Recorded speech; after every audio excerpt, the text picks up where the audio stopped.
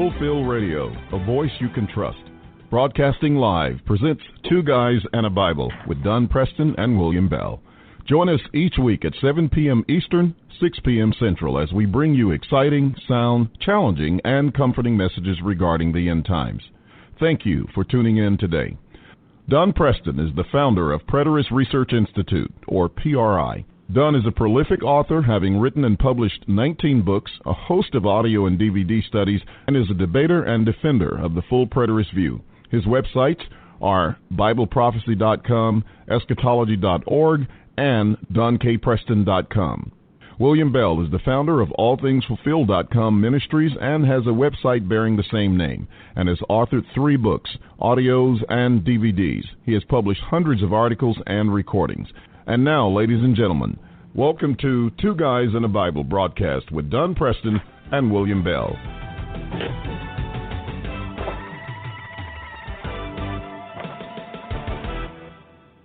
Good evening, ladies and gentlemen. Welcome to the Two Guys and a Bible broadcast right here on Fulfill Radio, a voice you can trust. And I am William Bell.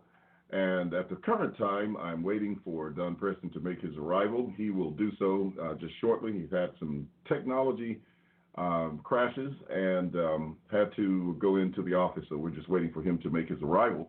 But until that time, we are here, and so it'll take just a few minutes to get there and get set up and settle as we go. And it's just one of those things where occasionally you run into these temporary issues with technology and kind of holds you back. But nevertheless, as long as there's a will, there's a way. And so, we'll get through this and we'll continue on. We are going to be updating our promo in just a little bit, as soon as I can, as they say, get around to it so I can do it. At any rate, we have, announced for quite some time that Don has 19 books, and I think that was back when I first recorded it, which has been quite some time ago now. But currently, as he notified me and updated me, he has 30 books. And so he has written 30 books. That's almost a full library, actually, if you please, for some people. And but yet a great one, and many people continue to read his books to make, and take advantage of them, all the knowledge that has been deposited there, and some excellent work that has been done by Don Preston. And so I just want to let you know there are 30 books available. So if you don't have them all, if you need to go to his website at donpreston.com and check out some of the books that are there, make sure that you do so and fill your basket with them, because they are absolutely great books. Now, we also want to take a little bit of time to announce the upcoming TV broadcast, the cable TV broadcast on the NOWNETWORK. We're supposed to air this Saturday at 7:30. I hope that everything goes well. We have been waiting on some production, information and processes to take place that we haven't quite got finished yet, and so that's making me a little bit nervous, and some other things that are going on. And but nevertheless, it's nothing with the network. It's all about us, and that time is really, really rolling around. It's just one of those things that has crept up on us. But, first of all, let me thank everyone who has, submitted your prayers and your well wishes. Those of you who have, offered to help in every way you can, especially for your financial support that makes this possible, because without that, we could not do it. And to be able to have access to another platform that can help spread the message is great. And we're not just going out singly, we're going out by twos. As the Lord said, they went out in twos, and that's what we're going to be doing, because in addition to our broadcast, which should air Saturday at 7:30, we also have Don Preston, who will be airing beginning in July. And the Morning Musings Broadcast will air in July. The time for his broadcast, I believe, and of course he'll correct this if it's incorrect, but I think it's 9 o'clock on a Wednesday morning. I know they made some changes from where it was before. Initially, it was at 5 a.m., and which was quite early, but they managed to make some changes, and 9 o'clock is a time that should be a pretty good time for a broadcast, and that is going to happen in July. Our broadcast is 7:30 p.m. on Saturdays. These are 30-minute shows, and we are certainly looking forward to it. It's kind of hard to get what you want to say in 25 or 30 minutes, and of course that's the struggle that I'm dealing with right now. But it is what it is, and so we'll continue on. But let me give you some information on the Now Network before we go to another announcement as we await the arrival of Dr. Preston. The Now Network has a viewership of over 30 million homes in the U.S. on cable television. NTS Communications, Channel 249 in Texas and Louisiana. NK Telco Cable, Channel 70 in California and Tennessee. Lightstream Cable, Channel 80 in Florida. And Tiki Live Cable, Channel 106, FTC, Channel 259 in South Carolina.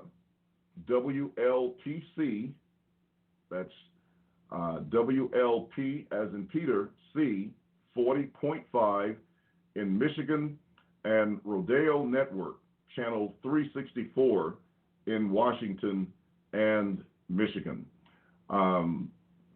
These are channels that are available. Now, we can also be viewed on our free mobile app, which is the Roku channel, and so that's the Now Network that will be on the Roku channel. So if you have access to that, you can also pull it up and just sit there and watch it right on Roku. There's Cloud TV, and that's spelled with a K, so KLOWD TV, and 24/7 online streaming at the Now Network.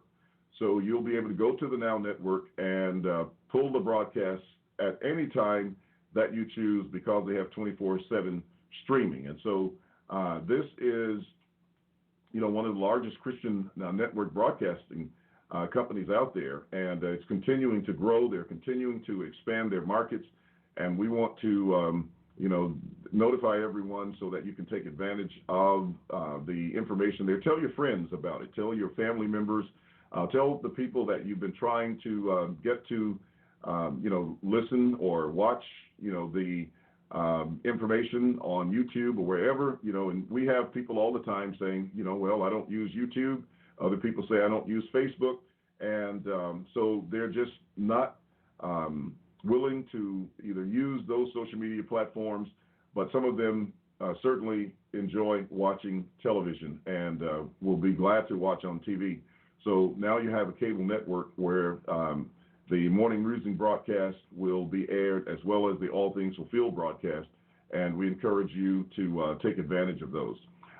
We also have some good news, and by the way, before I go there, I want to just, for the people in Tennessee, which will be the people who will have access to it in the Tennessee area, again, that is Telco Cable Channel 70. And I have to remember that, so I said it really for myself so I can remember to know what channel it is in California and Tennessee. Now, in addition to that, we've had some very, very positive comments and positive conversations, I should say, because they've actually been telephone conversations. We've had a couple this week already, and both of which have been very positive, of people who are learning and who are listening. And, we have people calling us and telling us, look, I've been listening to you for 2 or 3 years, and those seeds are beginning to bear fruit. And, we're being told that it's not just 1 or 2 people that are listening, but they got huge groups of people that are scattered across the country who are listening to these broadcasts and to our Facebook presentations, to our YouTube presentations, and pretty much anywhere else they can find the information, and they are excited about it. We talked to a gentleman today, Eldon Israel and I, and this is people in the Hebrew Israelite community, which says a lot in terms of how we're beginning to reach out to them. And so, there's been sort of an ongoing effort to expose them to this information, and they're beginning to respond in a positive way. We know that there are different groups out there. Some groups, have a certain behavioral style, and other groups have a different behavioral style. And so we're getting some of those who are, real diligent Bible students, people who are paying attention to what's going on, and they've been listening for some time. And I was so impressed with the conversation that we had today because, listening to the individual, you could hear that they had all of the various points down. They knew what the particular arguments and doctrines are related to fulfilled eschatology and fulfilled Bible prophecy. They knew what they were. And so as we were, just having conversation, and I don't think we spoke more than maybe 20 or 30 minutes, but within that, the person was able to articulate very well many of the things that we teach, and shows that they have a very good understanding. They're excited about the opportunity to be exposed to the kingdom of God, that they have now understood that the kingdom is present. They have understood that the tabernacle of God is present, the kind of things that we're talking about on this broadcast. And they just want to know, how can we more effectively take advantage of what's here? They know that, the end of the age has occurred, that it was past. They have understood, and we have to clarify just a few things with them earlier today when we were having the conversation about, the law, because that's one of the big things in that community is the law of Moses. And so being able to communicate with them and share with them that the law of Moses was fulfilled, and make the distinctions between the fulfillment of the law and the passing of the law and the eternal principles that have always been in place by God. And what we mean by that is, when you look at the law, and even if you're just singling out the 10 Commandments, we certainly have the 10 Commandments that are mentioned as part of the law, but then many of those, will say, once we talk about the law passing, they will say, well, then does that mean that we can break the 10 Commandments? Now, they don't really say it that way. They actually point out very specific commandments that they think that, in being a New Testament believer or a Christian, that we are saying that they have license to do certain things that, they couldn't do under the 10 Commandments. And that is as far from what we're saying as can be. But one of the things that we point out was that, the law to keep the seventh-day Sabbath is not brought into the new covenant, and that those things were types and shadows. The feast days, festivals, etc., new moons, foods and drinks, and all of those things were all a part of the shadows and types of the old covenant. And so those things were not brought over. And so it was a matter of us just taking some time with the gentleman who had a good understanding of almost everything, to let him know that distinction between these eternal principles that grow out of the character of God, and that so these things are related to God's moral and ethical character, so that love becomes the predominating character trait of God, because the Bible actually says that God is love. And because he is love, God operates in a certain way, requires certain things, and he will never authorize anything for man that is not for man's well-being, that is not for the good of man. And so to put man in a situation and tell him that he can have anarchy, that he can have chaos in the way that he lives and not be governed by these laws that protect him and that bless him for following them, would be very evil on the part of God. It would be, it would be an evil if that were the case. It would be irresponsibility on his part, and it would demonstrate that God doesn't really love us. It's just like you with your kids. If you have children, you're going to give them rules, and you're going to give them requirements that are for their well-being. When you tell, little Johnny or David that he has to go to bed at 8 o'clock, you're giving him that rule. I mean, it's a law, if you please, one of the parental laws, so to speak. But when you give him that, you're doing that for his well-being, because you don't want him to ruin his health by, especially as a young, growing child who needs to get their rest and to be able to function properly, et cetera, not be irritable and bouncing off the walls as some of these kids are today. But you want them to rest. You don't want to Let them go to, the store and pull all the candy off the racks and, sit down and fill their plate with lollipops and sugar daddies and, moon pies and things like that. And look at that as, that's a meal, so let them eat what they want. No, you're going to give them some guidelines. You're going to give them the nutrients that they need, make sure they have, vegetables, make sure they have their proteins, make sure they have the grains that they need, all of the things that are necessary. Why? Because you love them and you wouldn't dare, give them things for their bodies that are not good for them. And that's the same way it is with God. He can't have a creation, since he is a God of love, and then allow that creation to live irresponsibly without law. And so law is going to be a part of the age. It's going to be a part of the realm of life from throughout beginning, middle, and the world without end.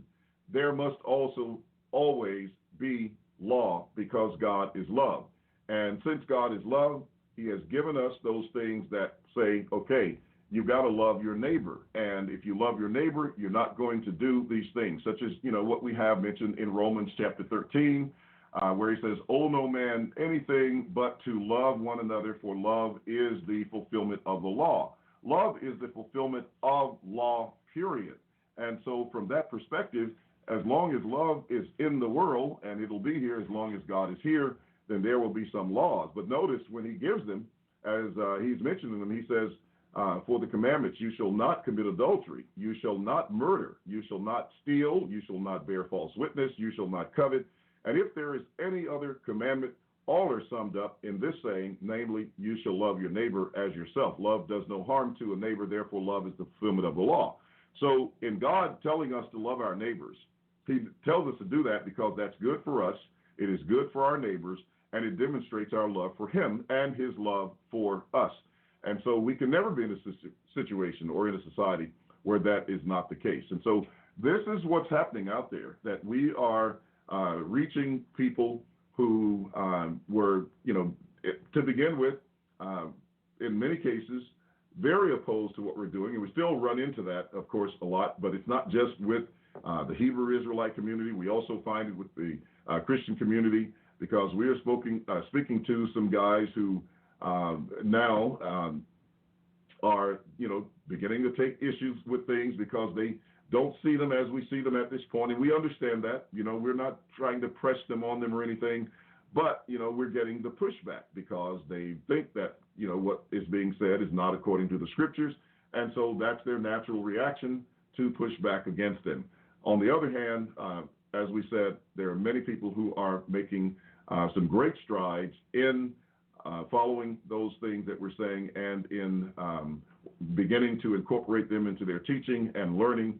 And we're beginning to set up classes with them and studies with them by phone and by video so that we can help them along even further as they continue on this journey of seeking God and trying to understand what's being said. And so that is a very, very good thing, and we are really, really excited about what's going on. There are some great messages. I know that at the present time, Don Preston is engaged with William Vincent in a debate, and that is a debate going on YouTube. And so I think their first and second propositions have been, or arguments have been published, about 30-minute presentations, and so that's moving along. And then, of course, Don is engaged in a debate, a written debate with Ed Stevens. That's going along as well, and we hope that it continues.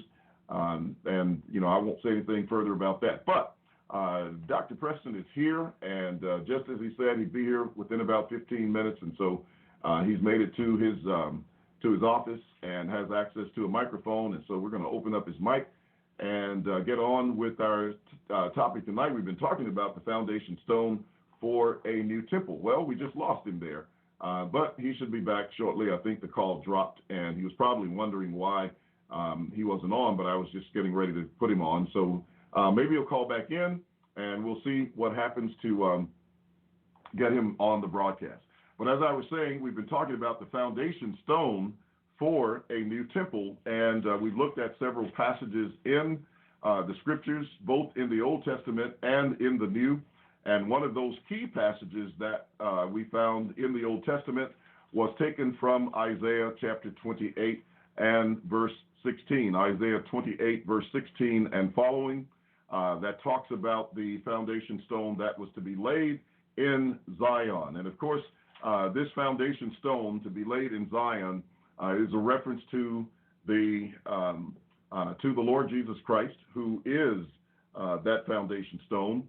And so we're going to continue our studies along that line as we present the message to you tonight. But he says in Isaiah chapter 28, beginning at verse 14, and this is just a little bit of a review here, waiting on Don to get back in. It says, "Therefore hear the word of the Lord, you scornful men, who rule this people who are in Jerusalem. Because you have said, we have made a covenant with death, and with Sheol we are in agreement. When the overflowing scourge passes through, it will not come to us, for we have made lies our refuge, and under falsehood we have hidden ourselves." And so we have this messianic prophecy and blessing that would come, but that also would bring judgment. But he says, "Therefore, thus says the Lord God, behold, I lay in Zion a stone for a foundation, a tried stone, a sure foundation. Whoever believes will not act hastily." All right, let's see if we can get done in this time. Give us just a second.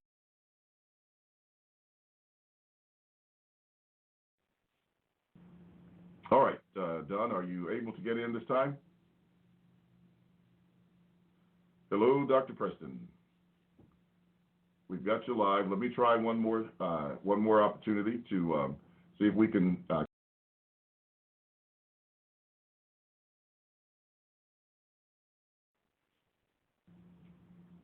Okay, ladies and gentlemen, we are trying to get him in, and I can tell that he's on the line, but for some reason his audio has not come through just yet. Maybe he's having some challenges with his mic. Don, you might want to try calling in to the direct line by phone if you have a phone in the office. And let me give you that number just in case you're able to hear. That number is 347-838-8252. Again, that's 347-838-8252. Now, you might already be on that line. I'm not sure. But again, I'm unable to see why you're unable to get in, because I can see that you are here, and apparently you're probably hearing me because you're sticking around this time. And let me try one more time to see if I can get you into the broadcast. All right, let's try it once more. Ladies and gentlemen, this will just take a second.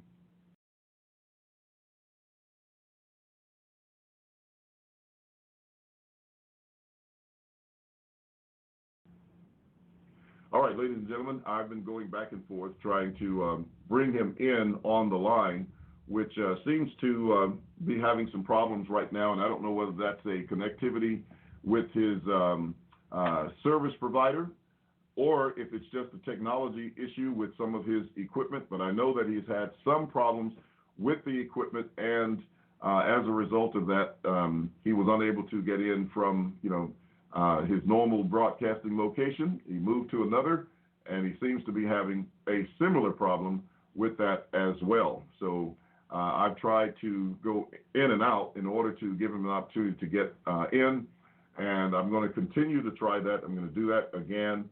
We apologize for the difficulty that we're having right now with trying to get him some access online. So let's see what happens this time.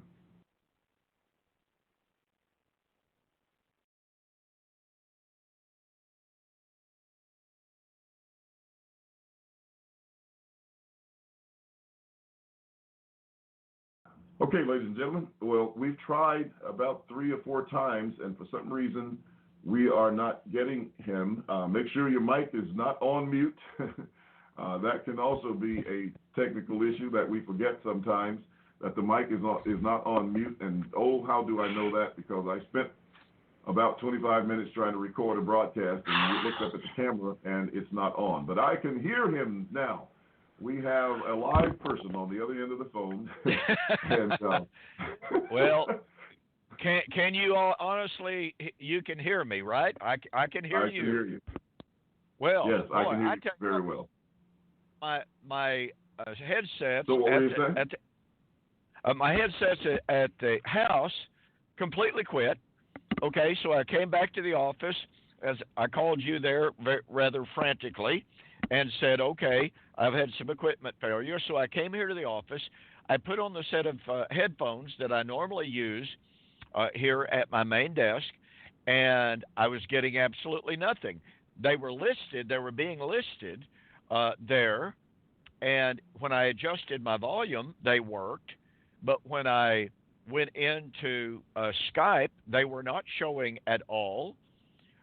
And I'm like, what in the world is going on? So I had another set laying here that I had purchased last week, and I put them on, and lo and behold, they work. So I have no clue why my regular set that was working this morning, I was listening to audio on the computer this morning with this set, but now it wouldn't work for Blog Talk. And so thankfully I had this extra set of microphones or earphones with a microphone laying here on my desk. Like I said, I plugged them in, and lo and behold, here I am. Well, I tell you, sometimes you can't have too many sets. I know I have 3. Actually, I probably have about 6 or 7 sets of headsets. And I carry 3 with me to the radio station, one because, we may have guests occasionally, so we have those. But I've got about 6 sitting here, so if one happens to go out, I can, reach behind me and pull up another one pretty quickly and try it. But I know how that goes, and it's a very frustrating thing when you are unable to get that working. Extremely so, and I will be buying another set tomorrow to have sitting here. It's just absolutely crazy. So, I do apologize for that. You are cutting out just a little bit, Don. You are cutting out just a little as you speak. Really? So I don't know if you need to make a position adjustment or something. Well, I really have no earthly idea what it might be. I don't have You're any doing good real. Now. Okay. Well, we'll just hope that it continues. I have it plugged into a multi-plug USB portal instead of directly into my computer. Sometimes that can cause issues, but it can. If I plugged it directly into the front of my computer, I would have to unplug my Magic Jack, and that would cause other problems. So I'm going to try my best not to move around a lot, try not to cause any disturbance whatsoever, and hopefully we can carry on. All right. Well, I just spent a little time, talking about the upcoming cable TV broadcast, and I talked about some conversations that we've had with some, gentlemen that have been listening for a couple of years, and it's beginning to bear some fruit. They pretty much can articulate covenant eschatology. They just have a few kinks here and there. And then I got some good news from another brother.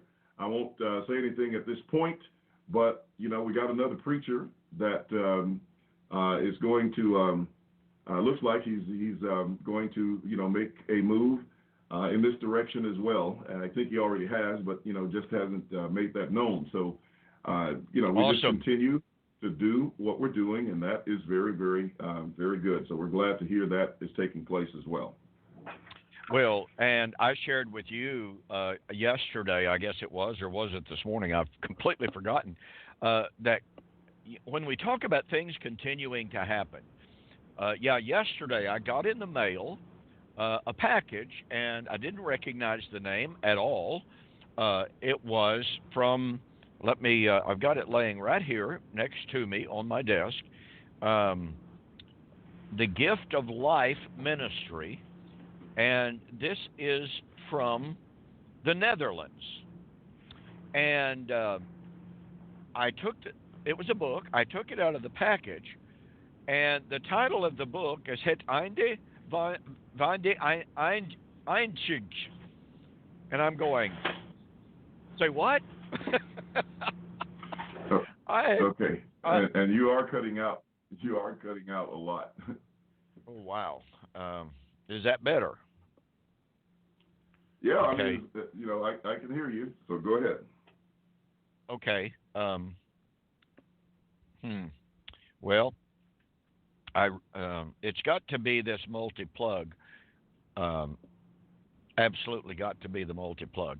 Anyway, I could not read the name of the title. There was a letter enclosed, and this gentleman, if you allow me just a moment to read some of this, he says, "I know this is in Dutch and you won't be able to read it, but still I wanted to send it to you because you mean a lot to me. In the years gone by, I listened to many of your morning musings and read some of your books. You need to know that there are no Dutch teachers who teach the preterist view on eschatology. A few English books are translated in Dutch, such as Paradise Restored, David Chilton, Raptureless of Jonathan Welton. But no book with this material of a Dutch author is ever published as far as I know. And I don't think there is any book with full preterism at all in Dutch. So this is a very special and historic moment. The Netherlands will get in touch. Repeat that. You said this is a very special and historic moment. The Netherlands will get in touch with good teaching now. And he closes by saying, maybe you can find your name in the list of resources that I use. Check the last pages of the book. And he gives a smiley face. And sure enough, he quotes from 3 of my books in this book. Now, obviously, that's very humbling and very flattering. The exciting thing about it is, as he says, he has published what is probably the very first full preterist book in the Dutch language.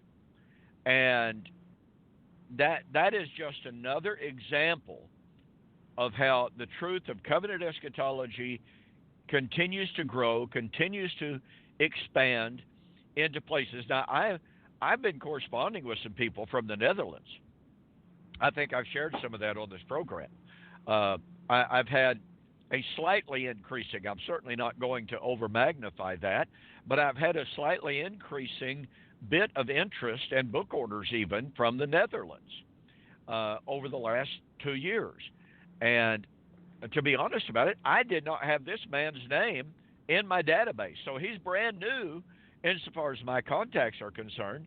So it was really, really exciting to hear from him, to have a copy of this book, and to know that he has launched out in his country. He's taken this really public stand of publishing a book on the truth of covenant eschatology. And as we have said so many times on this program, the truth keeps marching on. The truth keeps expanding and growing. 2 of my books so far, another one or two of them are in the process, but 2 of my books have already been translated into Romanian. And as I just mentioned, at least a couple of my other books are in the process of being translated into Romanian. So that's extremely exciting to know that people from literally everywhere are, they're launching out. It's not a cheap thing to publish a book. I mean, it's certainly easier now than it was 20 years ago. But still, it's quite a step, and it's a courageous step for someone to take that initiative, to put their name out there, and to say, this is where I stand. This is what I believe. And so, like I said, it's just so exciting. And again, it's very humbling to see my name listed in the bibliography in the back of this book. It is a bibliography that includes the names of, Kenneth Gentry, Frank Gablin, R.T. France, Gordon Fee, William Lane, C.S. Lewis, Lincoln Andrew, John Lightfoot, John MacArthur, Terry Malone, and on and on and on it goes. And then there's the name of little Don Preston listed right along with them. So that is such an encouragement, and needless to say, it is quite a thrill to see that. But the greatest thrill of all is to see the movement growing in this way. It's thrilling. Yes, that is very, very exciting information, and that was a very impressive list of people that was mentioned as well. So that's good within itself, to see that. Yeah, go ahead. Yeah, his bibliography is very, very impressive. This man has been doing some very serious reading, as I mentioned, some of those names, Ralph Smith, Andrea Spataforta, Sproul, Spurgeon. I mean, on and on it goes. He cites Tacitus. And by the way, he's very familiar with Wallace, Foy Wallace, and N.T. Wright. So the man has done some reading. He's done some research. And so he is not just, may I use the term, he's not just a hayseed out there that just decided to write a book. Sometimes we encounter books like this that, to be very kind, the writing is poor, the language skills are poor, the style is poor, the grammar is poor, the editing is almost non-existent. They are not books that are ever going to accomplish anything. Now, we certainly admire and appreciate the zeal, the enthusiasm, the dedication of someone that sets out to write a book. But someone once said, to paraphrase Solomon's statement in Ecclesiastes 1, where he said, of the writing of books there is no end. Well, I've amended that personally and said, of the editing of books there is no end. And if there's a statement that was ever true, that is it. I've spent at least 3.5, 4 hours today editing a manuscript for a book that I'm helping to publish. It's the second book by Dan Derry. He's proofread it. Others have proofread it. My wife proofread it, the proof copy, day before yesterday, I think it was. I lose track of time. Anyway, and handed me a list of corrections to be made. Now, this is after I've looked at the manuscript at least 3 or 4 times. Dan's looked at the manuscript any number of times. Other proofreaders have read it. But here my wife hands me a long list of corrections to be made, and it's like, wow. But that's the way it goes. So with all of that said, and with all due kindness and with all due respect to anyone who sets out to write a book, that's to be appreciated. But it's not an easy thing at all to produce a book that will garner respect, garner attention, that will add credence to the movement and what have you. And so I have any number of manuscripts sent to me on a very regular basis. And first of all, I tell people I may or may not have time to read it. Number 2, I don't have time to do all of the editing. And number 3, I'm going to tell them exactly what I think that it might or might not need. Because the preterist movement needs quality work. It needs good, well-researched books that are scholarly, and by that I don't believe at all that a person's got to have a degree to write good books at all. I'm not saying that, but what I mean by scholarly is that the person must have done some research with the scholars. They must have read the scholars. They must know the field that they're talking about. instead of just making a lot of wild, unsubstantiated claims. Even if I happen to agree with the claims, I want to see documentation, and the audience, the reading audience, wants to read documentation. And so, here I am giving tips on prospective authors on how to write, but I've had to go through very painful processes to learn how to write books that garner respect, that garner credibility, and what have you. And after having written 30 books now, I've started to catch on just a little bit. And yet you still encounter people who say, well, your books, they're not even scholarly. And then you have people who say your books are confusing. Some people say, well, I find your books just too simple to read. They're facile. Others say, well, they're too scholarly. They're way above my head. You can't please everyone. Absolutely, you cannot please everyone. You have to express what you believe in the very best way that you can, with as much credibility and with as much research as you're capable of doing. That's all any of us are able to do, is to do the very best that we can. And I'll call it quits on that. No sense in me going on and on about writing books. I appreciate anyone that sets out to do that. I really do.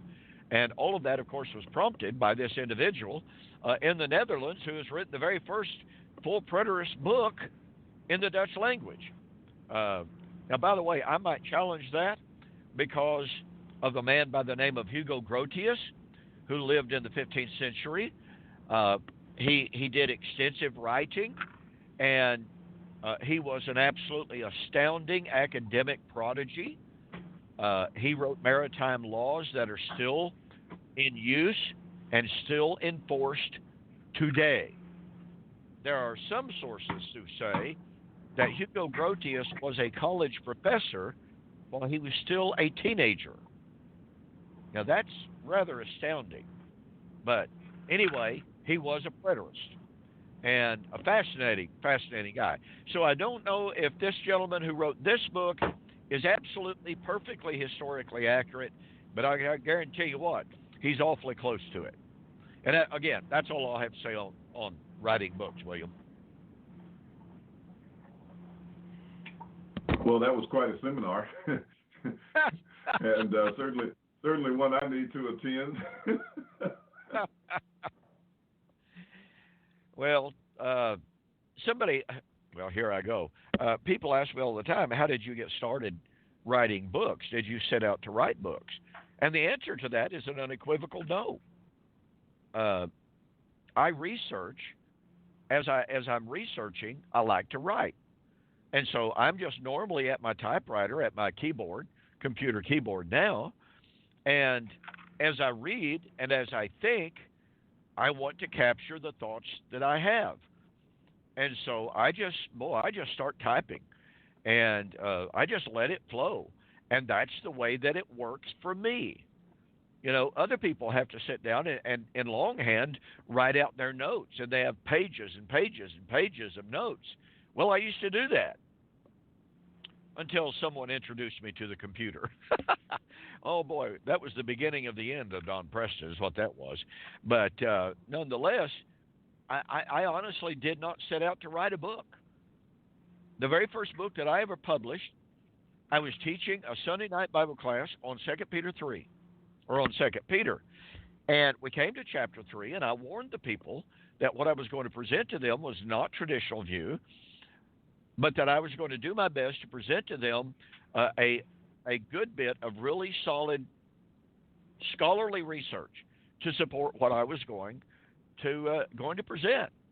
And so, man, I started digging into the commentaries. I started digging into the Greek grammars. I started just digging into history.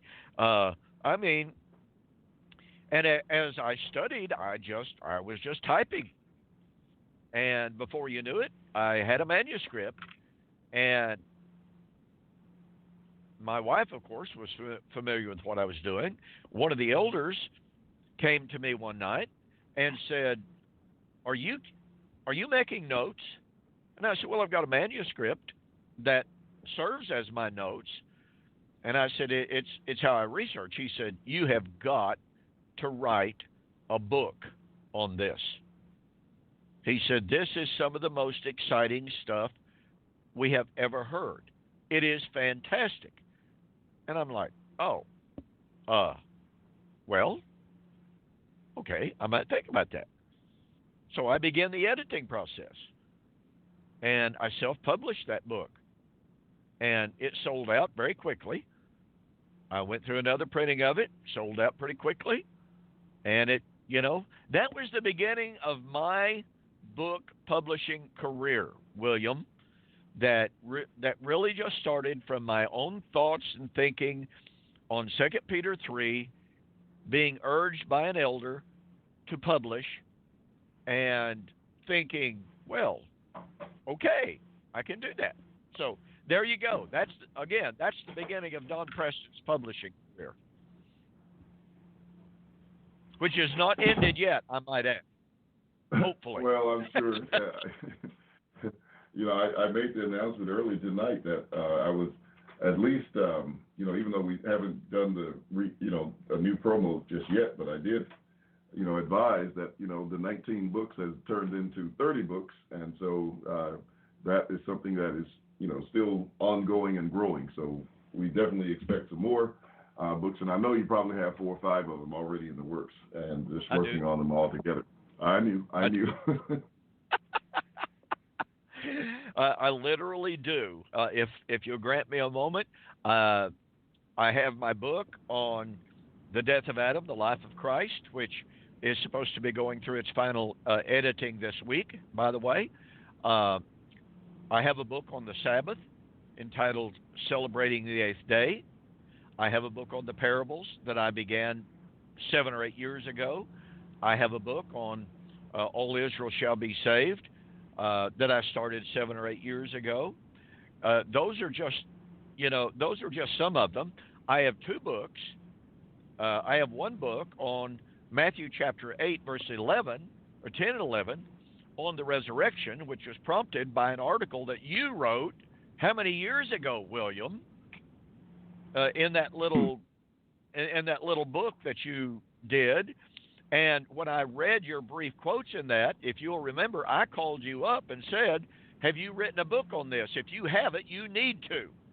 And since you haven't, I thought, well, then I'm a gonna. So I started this book on Matthew chapter 8, and I've also started a book on Matthew 24 and the resurrection. So I think that's about 6 different books that I currently have in process. I have one manuscript of a tract that was actually published in the early 80s, written against dispensationalism, on the Messianic Temple. And every once in a while, I'll drag that manuscript back up on the screen, and I'll do some editing on it with a view to one day republishing that in a longer form. And, as we've been doing on this program, certainly not tonight, obviously, because Preston got sidetracked here.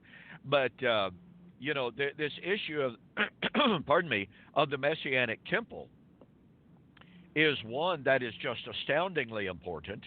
And all the way back there in the early 80s, in 1983, I had my very first formal public debate. It was with a dispensationalist. And that debate came about partly because of some articles that I had run in the local newspaper, in which I had talked about the Messianic Temple and said, no temple is going to be rebuilt. We already have the Messianic Temple, and it's called the Church of the Living God, et cetera, et cetera. And so shortly after that debate, and as a result of the research for that debate, I began writing that book. It was a pamphlet back then, a little tract, and Star Publishing actually published it, if you remember Star Publishing, and they sold out of that almost immediately. Alvin Jennings told me that, and they never reprinted it for whatever reason. I don't know. couldn't tell you why they did not, but he said that track sold out almost immediately. And like I said, I've kept the manuscript. I think it's been a year since I've worked on it any at all, substantively at least, but it's there. So those are the current and semi-current projects that I have going. That Lord willing, the Lord grants me the time and the mental capability that I hope to be able to publish. I have to tell you right now, I'm super, super excited about this book, The Death of Adam, The Life of Christ. And I so very much appreciate your wonderful foreword that you wrote for it. And my next project, the one that I'm going to focus exclusively on, is the book on the Sabbath, entitled Celebrating the Eighth Day. And I can tell you right now, it's already over 300 pages long. I've been working on it for 3 years. I laid it aside to do the book on the death of Adam and the life of Christ. I laid it aside to do the little book that I published a year and a half ago on misplaced minds. I laid it aside to do the book that I did on marrying and giving in marriage and the new creation. I laid it aside to do the book on Elijah Has Already Come. So I've allowed some other books to take precedent, but I'm not doing that once I get my book, The Death of Adam and the Life of Christ, completely published. Once that's out of the way, and once I get Dan Derry's book published and, as it were, out of the way, then I will be focusing 100% on this book, Celebrating the Eighth Day. Now, I will tell you this. The working title was going to be Celebrating the Eighth Day, Shemini Atzeroth. And I had different people tell me, no. Do not put Shemini Atzeroth on the cover. That will scare people away. But I think a certain audience would be attracted to it. But I guess I've got to do some potential audience surveys and to find out, okay, would you buy a book with Shemini Atzeroth on it, with Celebrating the Eighth Day, Shemini Atzeroth? Or is it simply Celebrating the Eighth Day? I've got to do some research on that to find out which title would be most attractive to the people who are interested in the Sabbath issue, to the people who are interested in Israel's feast days, to the people who are interested in the correlation between Israel's feast days and eschatology. It was really interesting, William, just before coming on air, I was going over some of the YouTube comments on my video today, and one individual made the comment. This person comments on my videos quite often, and you can tell they're very well read. They've done a lot of research, and every single time the issue of the feast days come up, they have some really, really good comments to make. And this person stated, the reason that I became a full preterist was because of my research and study on Israel's feast days. And I found that absolutely amazing and thrilling. And I'm developing that entire concept. Now, this book is not the book on the feast days that I would really like to write. I don't know if I'm going to live long enough to do a book on the feast days as I envision one. But I'm going to have enough in this book on Celebrating the Eighth Day, on Israel's feast days, to show how integral they are to the study of eschatology, to show how all forms of futurism abuse, distort, and pervert the doctrine of the Sabbath and Israel's feast days. Most of them completely ignore the feast days. Even scholars such as N.T. Wright basically gloss right over the feast days of Israel. That is to say, they gloss over the last 3 feast days of Israel, and they give lip service and lip service only to the seventh day issue. N.T. Wright, for instance, poses the question of why we don't find on the lips of Jesus, or in Paul's discussion, or in James, or in Peter, or in Revelation, why we don't find more discussion of the Sabbath. His answer to that is, well, because it had become irrelevant for them. And my answer to that is absolutely false. The last 3 feast days were pivotal, foundational, and paradigmatic, and that is inclusive also of the seventh-day Sabbath. Paul himself wrote in Colossians chapter 2, verse 16, "Let no man judge you, therefore, in respect of new moons, feast days, and Sabbaths, plural, which are," present active indicative, "a shadow of the good things about to come." So when Paul wrote the new moons, which, by the way, the new moon festival was Rosh Hashanah. All of Israel's feast days, to sound redundant, were feast days. All of them were Sabbaths, including the seventh-day Sabbath. Pardon me. Leviticus chapter 23 and verse 2, which emphatically, specifically, and explicitly identified the seventh-day Sabbath as a feast unto the Lord. Which means, by the way, that when our Sabbatarian friends say, well, all of the feast days, all of the ceremonial feast days were abolished, passed away, but not the seventh-day Sabbath. Well, sorry, the seventh-day Sabbath was stated to be listed as the very first of Israel's feast days. No distinction between that feast day and the rest of the feast days.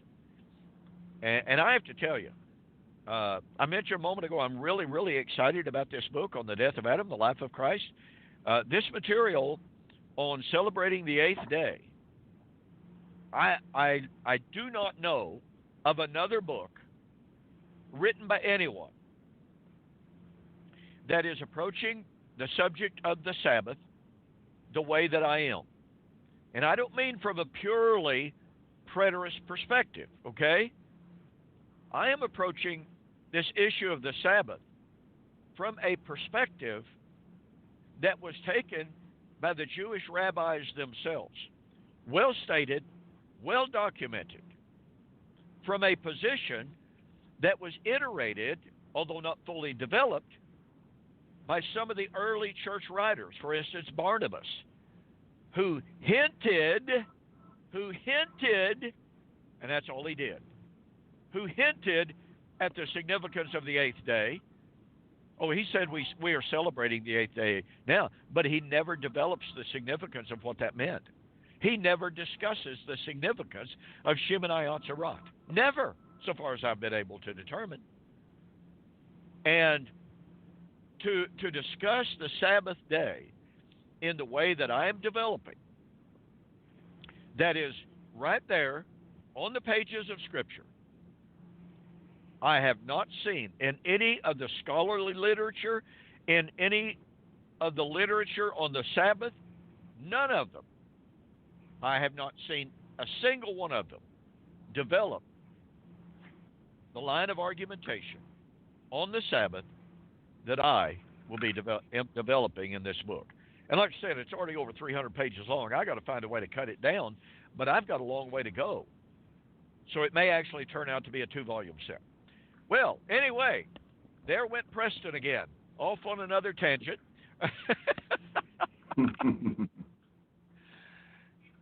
But, I do have people all the time, William, asking me what kind of projects, what book projects am I working on right now?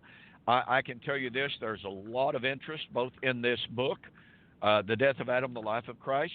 There is even more interest in this book on the Sabbath. When I announced a couple of years ago that I was going to be writing a book on the Sabbath, there has been a relatively steady stream of inquiries from people. How are you coming on your book on the Sabbath? I really honestly believe it will be a distinctive, unique, and hopefully influential book on the Sabbath day, demonstrating beyond a shadow of a doubt the Lord came in AD 70, bringing to us the eternal Sabbath. And with that, folks, I will say we appreciate you being with us here on Two Guys and a Bible on Fulfilled Radio, a voice you can trust. William, I'm sorry my equipment failed me. Hopefully I can get some new mics and headphones, and that won't happen next week. But in the meantime, I will say good night and God bless. Thank you for joining the Two Guys and a Bible radio broadcast. On behalf of Dunn Preston and myself, we'd like to say have a very pleasant day and may God bless. Until next time, we'll see you on Fulfill Radio, a voice you can trust.